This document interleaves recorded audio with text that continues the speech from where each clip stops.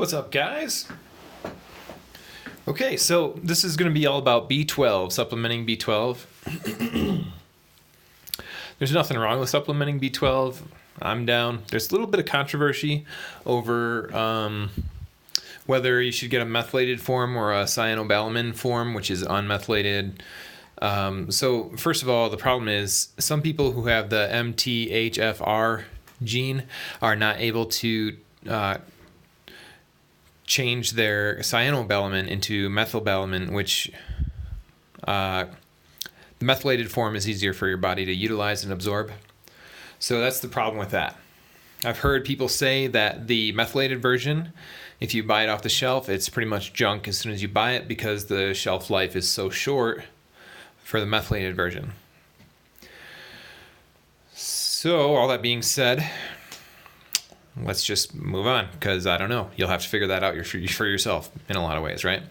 So what I found in my personal experience is going to be that when I first started taking a B12, I saw some benefit. But the more I learned about B-complex vitamins, I learned that they're like a good team and they need to be all taken together in a big complex or in a whole complex kind of deal.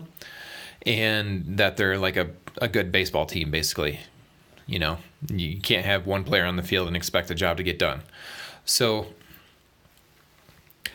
I take a B-complex 100 probably 2 or 3 times daily. I try and get those all in before 3 or 4 o'clock because I'm typically a sensitive individual, and it may have some type of energizing effect to not help you sleep at night, but that's only if you take it much later, and that's very rare because in actuality, from my experience and many other people that I know, taking a B-complex will actually help them sleep better. It can help them in so many different ways. The other thing I want to say is that B-complexes have a teeter-totter effect. If you take certain Bs, then the other Bs will go down. So I was talking to a friend this weekend about a B12.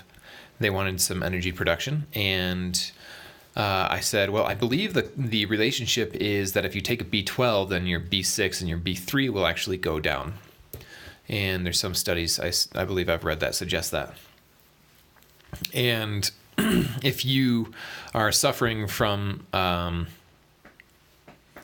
negative mood, if you're prone to depression or things of that nature, then you may need more niacin.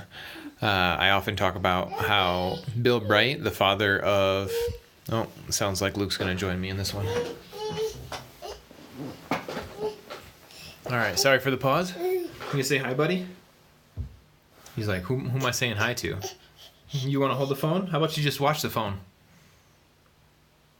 Anyways, so Bill Bright is the father of Alcoholics Anonymous, and he met Abram Hoffer.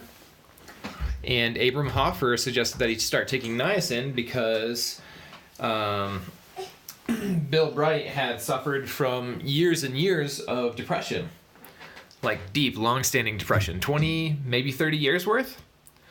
So after 1 week of trying niacin, as per Abram Hoffer's suggestion, Bill was able to alleviate that depression, that long-standing depression.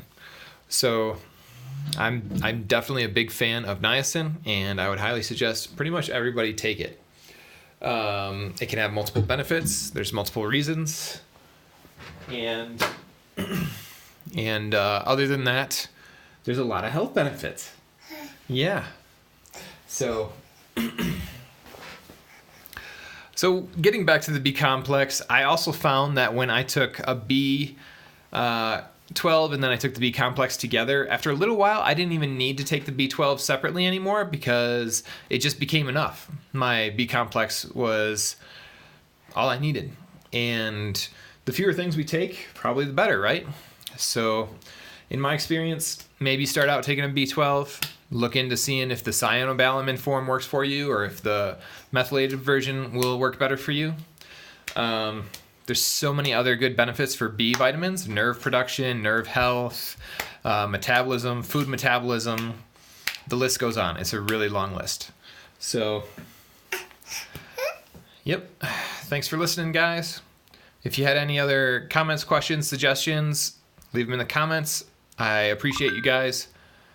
Thank you so much. Stay healthy.